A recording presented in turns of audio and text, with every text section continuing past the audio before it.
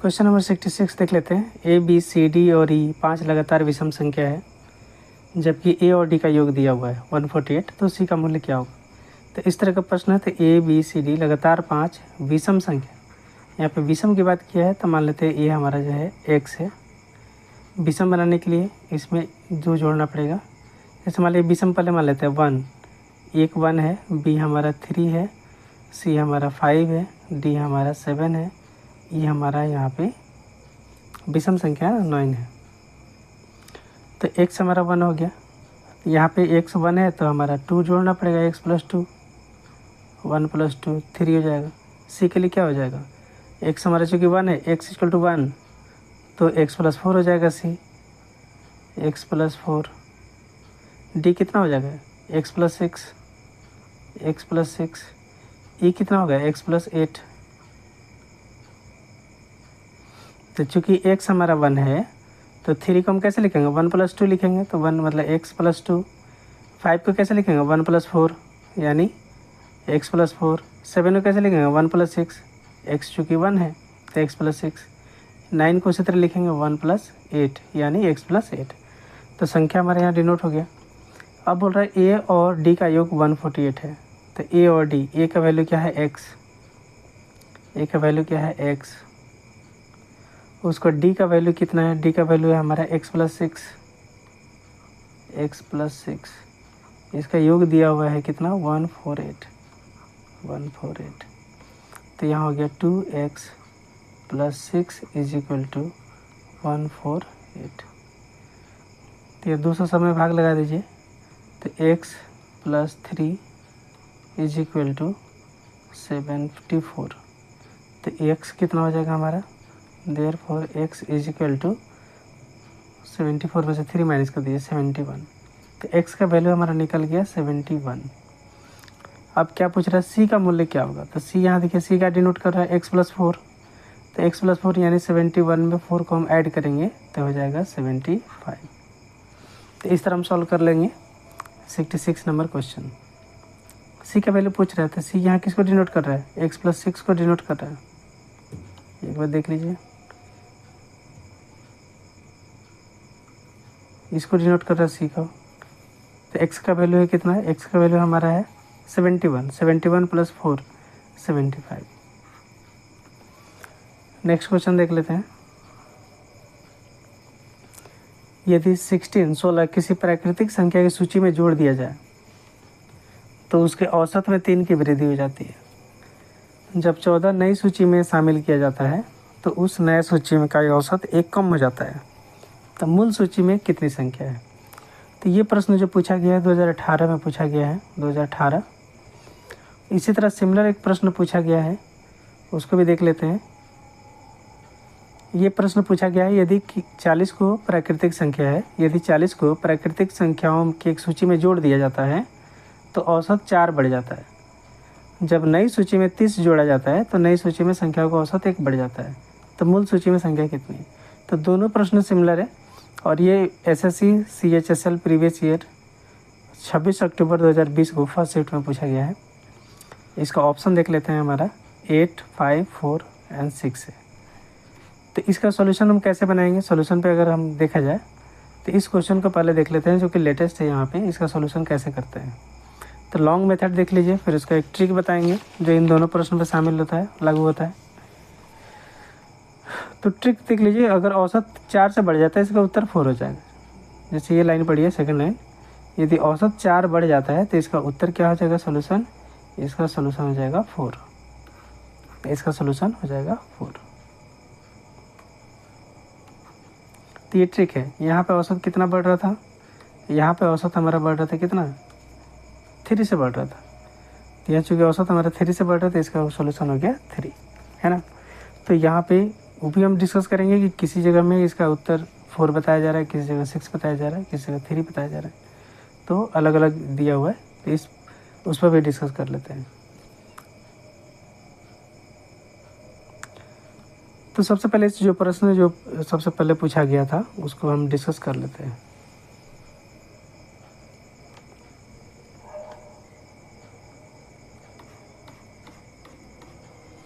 तो इसका long method भी देख लेते हैं कैसे इसको बनाएंगे, इस तरह का सवाल आ जाए तो यदि 40 को किसी प्राकृतिक संख्या की सूची में जोड़ दिया जाता है, तो मान लीजिए सूची की संख्या क्या है, n है, हमारा संख्या n है, तो 40 को किसी प्राकृतिक संख्या की सूची में जोड़ दिया जाता है तो औसत 4 बढ़ जाता है।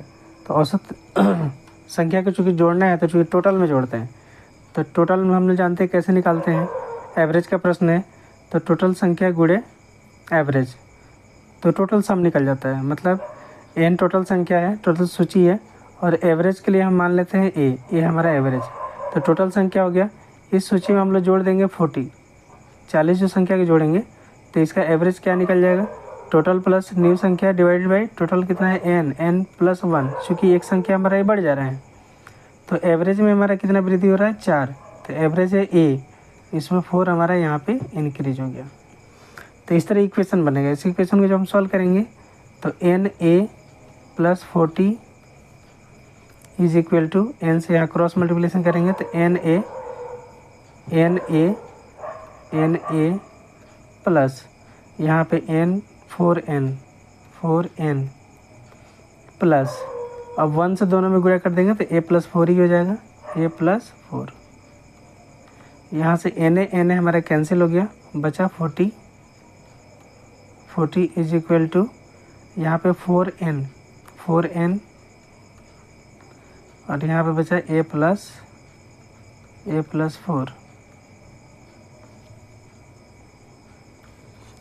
4।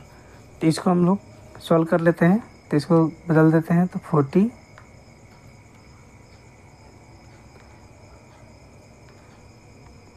40 is equal to 4n plus a plus 4।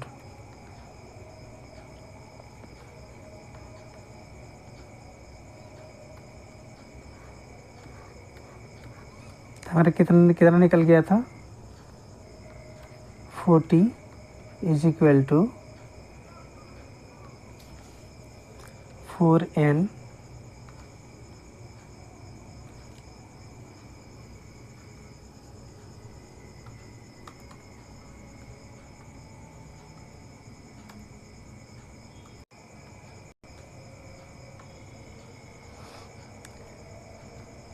ये हो गया था 40 is equal to 4n plus a plus 4। इसको रिवर्स कर देते हैं तो 4n plus a is equal to 4 को इधर लेके जाएंगे, 4 को इसको रिवर्स कर देंगे तो हो जाएगा 36। तो एक इक्वेशन हमारा ये बन गया, 4n plus a is equal to 36। अब सेकंड इक्वेशन क्या बनेगा कि न्यू संख्या में na प्लस 40 तो पहले से था ही, इसमें और 30 जोड़ दिया जाता है तो प्लस हम 30 कर देते हैं, 30 और जोड़ दिया गया। अब टोटल नंबर चूँकि पहले से n प्लस 1 था, अब चूँकि एक और जुड़ गया तो n प्लस 2 हो जाएगा, तो ये टोटल एवरेज हो गया। अब बोल रहा है कि यहाँ पे एवरेज में एक बढ़ जाता है, तो एवरेज यहाँ पर क्या आया था, यहाँ पे ये था a प्लस 4, a प्लस 4 पहले से था और एक और बढ़ जाता है यानी a प्लस 5 हो जाएगा, यानी ये क्या हो गया, ये a प्लस 5 हो गया। तो ये क्या हो गया, a प्लस 5 हो गया। अब इसको मल्टीप्लाई कर देंगे तो कैसे हो जाएगा मल्टीप्लाई, तो ये na प्लस 40 प्लस 30 कितना हो गया, ये 70, ये 70 हो जाता है इज इक्वल टू n से इसमें मल्टीप्लाई कर देंगे किसमें, a प्लस 5 में, तो na प्लस 5n प्लस, अब 2 से मल्टीप्लाई करेंगे तो 2a प्लस 10, ये हमारा इक्वेशन बन गया। अब क्या करेंगे, जो इक्वेशन बना है इसमें na कट जाएगा, तो na कट जाएगा, जैसे na जैसे कटेगा तो हो जाएगा 70 is equal to 5n plus 2a plus 10। इसको रिवर्स कर देंगे, इसको जैसे रिवर्स करेंगे 5n plus 2a is equal to, तो 70 में से 10 घट जाएगा तो ये हो जाएगा 60। ये हमारा 60 हो गया, तो दूसरा इक्वेशन निकल गया। तो 2 इक्वेशन हमारे पास निकल चुका है। अब दोनों इक्वेशन को हम सॉल्व करेंगे तो हमारा उत्तर आ जाएगा। तो पहला इक्वेशन हमारा आया था यहाँ पे 4n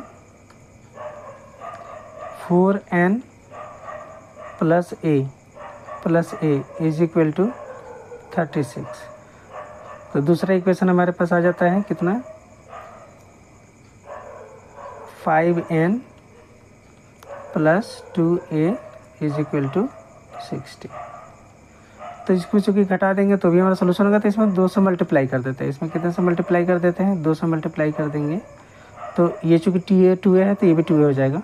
तो 2 से मल्टीप्लाई कर देंगे तो हो जाएगा 8n plus 2a is equal to 36 का डबल हो जाएगा 72। अब इसमें से माइनस घटा देंगे, इसको इन दोनों घटाएंगे तो 2a कैंसिल हो जाएगा। ये हो जाएगा 3n, 8n में से 5n घट जाएगा तो 3n इज इक्वल टू, और 72 में से घट जाएगा 60 तो ये हो जाएगा 12। तो therefore n is equal to 3 से भाग लगा देंगे, 3 चौका 12, तो n का वैल्यू हमारा उत्तर हो गया 4। तो इस तरह 2 इक्वेशन बना लेंगे, दोनों इक्वेशन को सॉल्व कर देंगे तो n का वैल्यू निकल जाएगा। यानी मतलब वो सूची में कितनी संख्या थी, सूची को हमने मान लिया n, सूची हो गया n और एवरेज को हमने मान लिया था a। तो इसका इक्वेशन कैसे बनता है, इक्वेशन को ध्यान से समझ लीजिए। तो 40 को प्राकृतिक संख्याओं की सूची में जोड़ा जाता है। तो सूची को हमने मान लिया था n, सूची को मान लिया, पहला इक्वेशन हम लोग देख लेते हैं। सूची को मान लिया था हमने n, एवरेज को मान लिया था a। तो चूँकि टोटल n और a मतलब टोटल निकल गया। टोटल में ये तो फॉर्मूला आप जानते होंगे, संख्या को उसके एवरेज से गुणा करते हैं तो टोटल निकलता है। तो टोटल में 40 को जोड़ देते हैं, 40 को हम जैसे जोड़ेंगे, 40 को जोड़ेंगे टोटल संख्या निकल जाएगा। उसके बाद इनकी संख्या से भाग लगा देंगे n+1, तो ये एवरेज हो गया। एवरेज किसके बराबर हो जाता है कि औसत में 4 बढ़ जाता है। तो औसत हमारा a है, उसमें 4 हमारा इंक्रीज कर गया। तो ये फर्स्ट इक्वेशन बन गया। इसको आप सॉल्व कर लेंगे। फर्स्ट इक्वेशन को सॉल्व करेंगे तो आपका आ जाता है ये 4n plus a is equal to 36। ये फर्स्ट इक्वेशन आ गया। इसी प्रकार सेकंड इक्वेशन कैसे करेंगे, सेकंड इक्वेशन देख लीजिए। यहाँ पे पूछ रहा है कि जब नई सूची में 30 जोड़ा जाता है, तो नई सूची तो यही है। तो नई सूची क्या है यहाँ पे, na प्लस 40 प्लस 30। अब इसमें 30 जोड़ा जाता है तो चूँकि एक और संख्या आ गई तो संख्या में एक और बढ़ जाएगा, तो n+2 हो जाएगा, n+2 हो जाएगा। अब नया एवरेज क्या हो जाएगा, पुराना जो एवरेज था उसमें एक और औसत बढ़ जाता है। यानी पुराना था a+4, इसमें एक और बढ़ जाता है यानी a+5 हो जाता है। तो इस इक्वेशन को जो हम सॉल्व करेंगे, इस इक्वेशन को सॉल्व करेंगे तो हमारा, इस इक्वेशन से हम सॉल्व करेंगे तो हमारा इक्वेशन आ जाता है 5n plus 2a is equal to 60। ये हमारा दूसरा इक्वेशन हो गया। तो इन्हीं 2 इक्वेशन को सॉल्व करेंगे तो हमारा वैल्यू आ जाता है n equal to 4। Therefore n is equal to 4। Clear. तो इस तरह के प्रश्नों को हम इस तरह, ये देखिए ये इंपॉर्टेंट इसलिए प्रश्न है क्योंकि ये सिर्फ सेकेंड 2020 में पूछा गया है। सेम प्रश्न 2020 में पूछा गया है और सेम प्रश्न आपको 2018 में भी पूछा गया है। तो आने वाले वर्षों में ये भी संभावना है कि सेम तरह का प्रश्न आपसे पूछा जाए। तो लॉन्ग मेथड भी इसको आप जानेंगे तो ठीक रहेगा। तो वहाँ पे चूँकि वृद्धि वहाँ पे 4 हो रहा था इसलिए उत्तर 4 हो गया। यहाँ पे वृद्धि 3 हो रहा है तो उत्तर 3 हो गया। इस प्रश्न को अगर इस तरह जनरल मेथड से बनाएंगे तो इसका n का वैल्यू 0 आ जा रहा है। तो अलग अलग प्लेटफॉर्म पे इसको जब सर्च करिएगा तो यहाँ पे ये प्रॉब्लम जो है क्वेश्चन ही इनवैलिड बता रहा है। आगे चलते हैं। नीचे दिए गए श्रृंखला में अगली लुप्त संख्या ज्ञात करें। तो ये बहुत आसान प्रश्न है। यहाँ पे अलग अलग सीरीज चल रहा है। जैसे यहाँ पे 3 में हमने 3 को जोड़ दिया तो 6 हो गया प्लस 3। 6 में 4 को हमने जोड़ दिया तो हो गया 10। 10 में हमने 5 को जोड़ दिया तो 15 प्लस 5।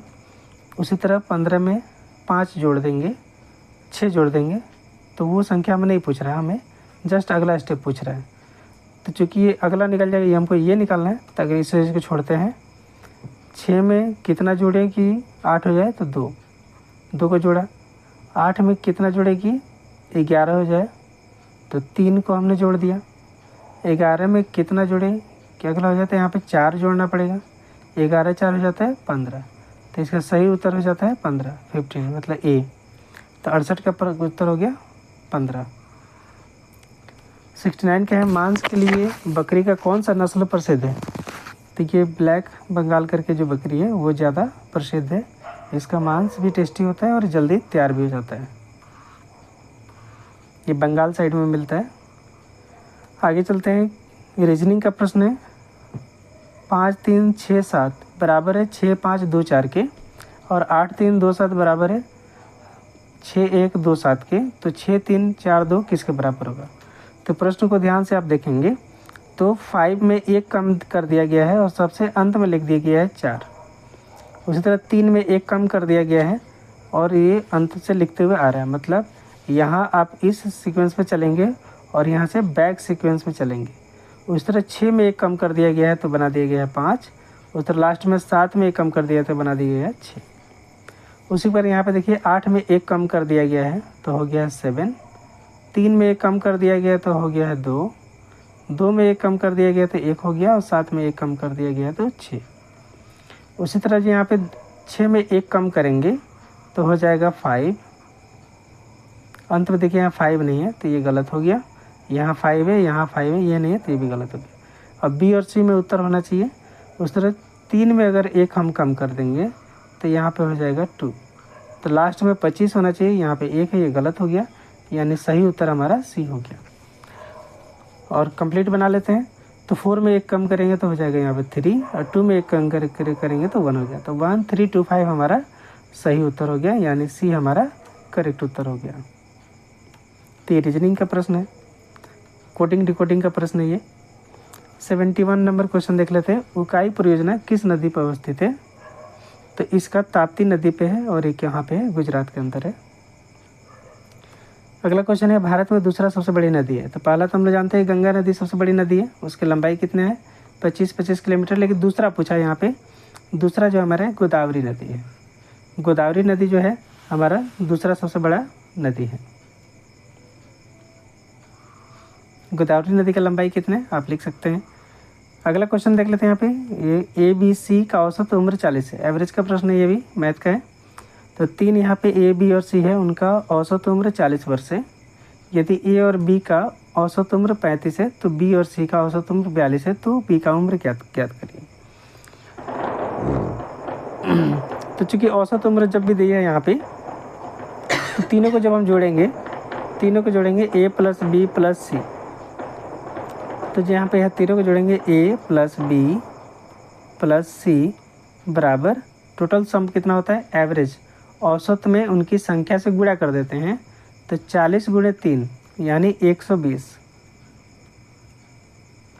उसी प्रकार ए और बी को हम टोटल संख्या निकालेंगे, ए प्लस बी बराबर औसत में इनकी संख्या कितना 2 है, तो यानी 35 गुना होता है 70।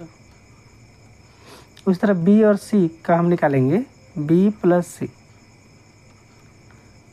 सी का औसत है 42, इनकी संख्या है 1 और 2, तो 2 से गुणा कर देंगे, तो 42 गुणे 2 हो जाता है 4 2 8 84, तो 84 हो गया यहाँ पे। तो इस तरह हमने क्या निकाल दिया यहाँ पे, इनका औसत से इनका सम पूरा हमने कैलकुलेट कर दिया। अगले प्रश्न पे चलते हैं। अगले नहीं, अब इनको सॉल्व कर देते हैं। तो सॉल्व करने का सिंपल तरीका है, इन दोनों इक्वेशन को आपस में जोड़ दीजिए।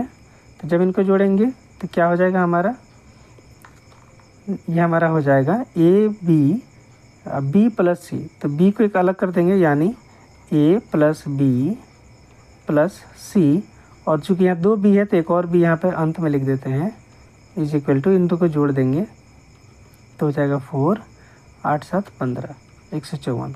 तब यहाँ पे देखिए A plus B plus C plus B, आप ऐसे भी कर सकते थे ए प्लस 2b प्लस सी, तब 2b न लिख के मैंने b प्लस बी कर दिया यहाँ पे, तो यानी ए प्लस बी प्लस सी हमारा 120 इसके अंदर हम पुट कर देंगे। तो ए प्लस बी प्लस सी यानी 120 यहाँ पे देखिए क्वेश्चन नंबर ऊपर में ही यहाँ पे दिया हुआ है, इसका वैल्यू हम यहाँ पे पुट कर देते हैं। तो 120 plus B is equal to 154। तो therefore B is equal to 154 में से 120 घटा देंगे तो कितना आ जाएगा 4। अब 5 में से कितना घट जाएगा यहाँ पे 3, 5 में 2 गया 34 हो गया। तो बी का वैल्यू कितना हो गया 34। तो इस तरह 34 हमारा ए उत्तर सही हो गया, 34 वर्ष। तो कुछ नहीं करना है, ए और बी का औसत यहाँ पे दिया हुआ है, ए और बी से, क्योंकि चूँकि 3 संख्या तो 3 से मल्टीप्लाई कर देंगे। तो यहाँ 3 से मल्टीप्लाई करेंगे तो टोटल 4 3 12 120 हो गया। यहाँ 2 ही संख्या था, 2 से मल्टीप्लाई कर देंगे यहाँ पे, और यहाँ पे बी और सी 2 संख्या 2 से मल्टीप्लाई कर देंगे, 120 70 और 84। अगला क्वेश्चन देखते हैं, कौन सा स्थान कोयला के लिए प्रसिद्ध है? तो ये हम लोग जानते हैं वेस्टफेलिया जो है, वेस्टफेलिया, ये कहाँ किस देश में है? तो ये जर्मनी के अंदर है। ये कोयले के लिए बहुत फेमस खदान है। बेरोन एक क्या है? धातु है, अधातु है। तो बेरोन एक उपधातु है, मतलब इसमें धातु और धातु दोनों का गुण पाया जाता है। कभी मेटल का काम करता है, कभी नॉन मेटल का काम करता है। अगला क्वेश्चन देख लेते हैं, यदि दूध को चीनी कहते हैं। देखिए दूध को चीनी, यानी जब भी जो दूध आए तो हम चीनी समझेंगे। शराब को दूध, है ना, तो शराब का नाम लिख दिया दूध। चीनी को संतरा, शहद को सेब। तो सेहत के लिए क्या हानिकारक है? तो सबसे पहले सेहत के लिए देख लेते हैं, क्या दूध हानिकारक है? नहीं। चीनी उतना नहीं। शराब, हाँ शराब ज़्यादा हानिकारक है। सेहत के लिए क्या हानिकारक है? शराब। तो शराब को सबसे पहले आइडेंटिफाई कर लीजिएगा, हाँ ये हानिकारक है। संतरा तो बिल्कुल हानिकारक नहीं है ना, शहद भी नहीं है। तो शराब ज़्यादा हानिकारक है। तो क्या बोल रहे हैं, क्या हानिकारक है? तो यहाँ पे शराब को क्या बोलते हैं? दूध बोलते हैं। तो इसलिए दूध हानिकारक है, क्योंकि शराब के ऊपर क्या लिख दिया गया है? दूध लिख दिया गया है, जबकि उसके अंदर है शराब। तो इसलिए इसका सही उत्तर हो जाएगा बी, दूध हानिकारक यहाँ पर हो गया, क्योंकि उसके अंदर दूध नहीं है, उसके अंदर शराब है। किस संविधान संशोधन द्वारा मैथिली भाषा को 8वीं अनुसूची में जोड़ा गया है? ठीक है, तो मैथिली बनवा, है ना, तो छोटा सा बैठा सकते हैं, मैथिली बनवा। तो मैनवी मतलब बनवा मतलब 52वां। तो इसका डी हो गया, 52वां संविधान संशोधन द्वारा मैथिली को 8वीं अनुसूची में शामिल किया गया। चित्र को ध्यान से देखिए और यहाँ इनके बीच में संबंध को प्रकट करिए। तो यहाँ पे एक चित्र को ध्यान से आप देखेंगे, पूरा प्रश्न देख लीजिए।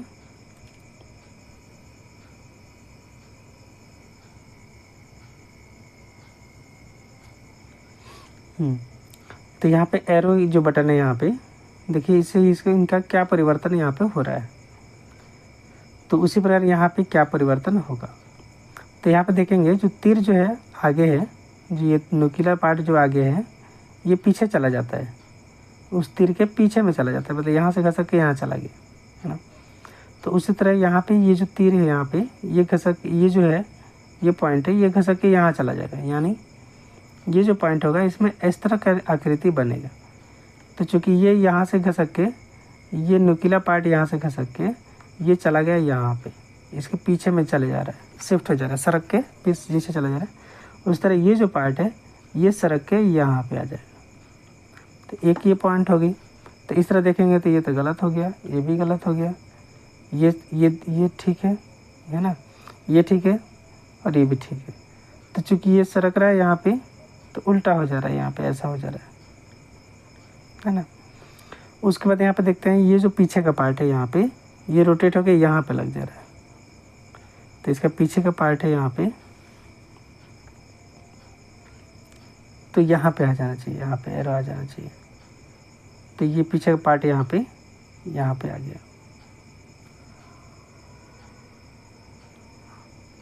एक बार और मिटा के देख लेते हैं।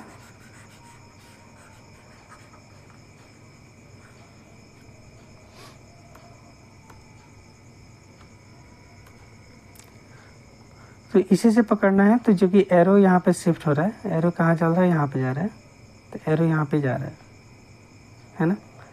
तो उसी तरह यहाँ पे एरो को हम लोग देख लेते हैं कहाँ पे इसका एरो जा रहा है, यहाँ पे शिफ्ट हो रहा है। तो ये सीधे ऊपर चला जा रहा है, तो यहाँ पे है सीधे ऊपर चला जाएगा। तो ये आकृति बनेगा, ये आकृति नहीं बनेगा, क्योंकि एज इट इज़ ऊपर जाएगा, एज इट इज़ ऊपर जाएगा तो इस तरह बनेगा, इस तरह नहीं बनेगा। तो इसलिए हमारा इसका उत्तर डी हो जाता है। ये तो होगा ही नहीं, ये भी नहीं होगा। अगला राष्ट्रीय गोकुल मिशन कब शुरू किया गया है? ये उस समय का करंट अफेयर का सवाल होगा। तो करंट अफेयर आप लोग देख लीजिए।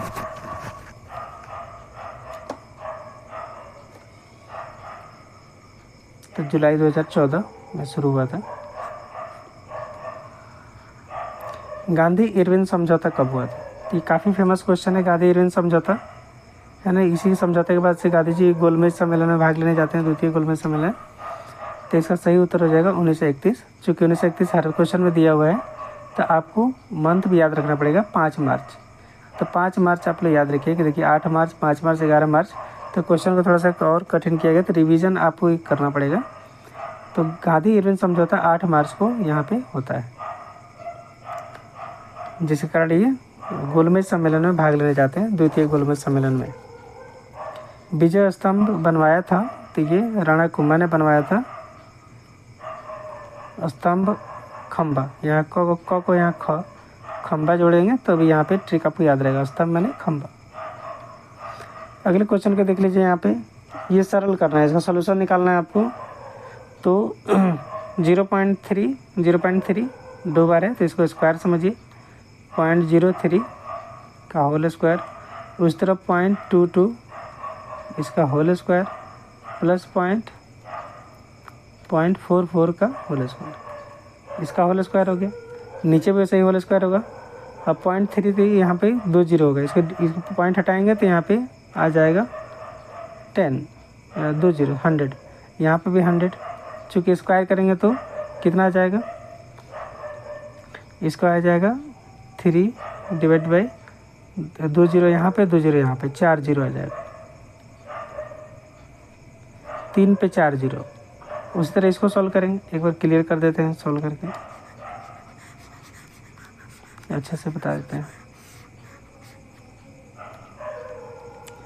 देखिए, तो ये 0.3 का मतलब क्या होता है, 3/100। और चूँकि ये साइड 2 है, यानी इसका स्क्वायर, यानी 3 3 का हो जाएगा 9 बाय, और ये 100 का स्क्वायर होता है 4 जीरो, 2 और फिर 2 और 0। उसी प्रकार ये 2 का यहाँ पे स्क्वायर करेंगे हम, तो 2 को 22 का स्क्वायर करेंगे तो 484 हो जाएगा, 484। और नीचे में 100 रहेगा, 100 को स्क्वायर करेंगे तो हो जाएगा 4 जीरो, 1 पे 4 जीरो। उसी पर 44 को जब स्क्वायर करेंगे तो 1936 हो जाएगा, और नीचे में 4 जीरो। तो चूँकि बेस सबका सेम है, तो ऊपर वाले को हम जोड़ देंगे, ऊपर वाले को जोड़ देंगे तो 2400, 6 4 10 9, 2429 बटा 1 पे 4 जीरो। इतना ऊपर हमारा वैल्यू आ गया। उस तरह नीचे वाले को सॉल्व कर लेते हैं, तो यहाँ हो जाएगा 9, ये देखिए 3 है, 1 2 3, नीचे मतलब 1000 है, तो 9 बाई 1000, यहाँ पे 1000 का स्क्वायर करेंगे तो 6 जीरो हो जाएगा, 1 में 3 जीरो और 3 और जीरो, 6 जीरो। उसी तरह यहाँ 22, यहाँ पे 44। तो देखिए ऊपर का अंश सेम रहेगा, मतलब यहाँ पे भी 2429 आएगा, क्योंकि देखिए यहाँ पे भी 3 आ रहा है, 22 आ रहा है, यहाँ पे 44 आ रहा है। तो ऊपर जो आपने सम किया है वही सम यहाँ पे भी आएगा, बट नीचे का जो हर है उसमें जीरो की संख्या बढ़ जाएगा। यहाँ पे जीरो की संख्या 1 पे 6 है, यहाँ पे भी 6 है, यहाँ पे भी 6 है, तो 1 पे 6 जीरो की संख्या है।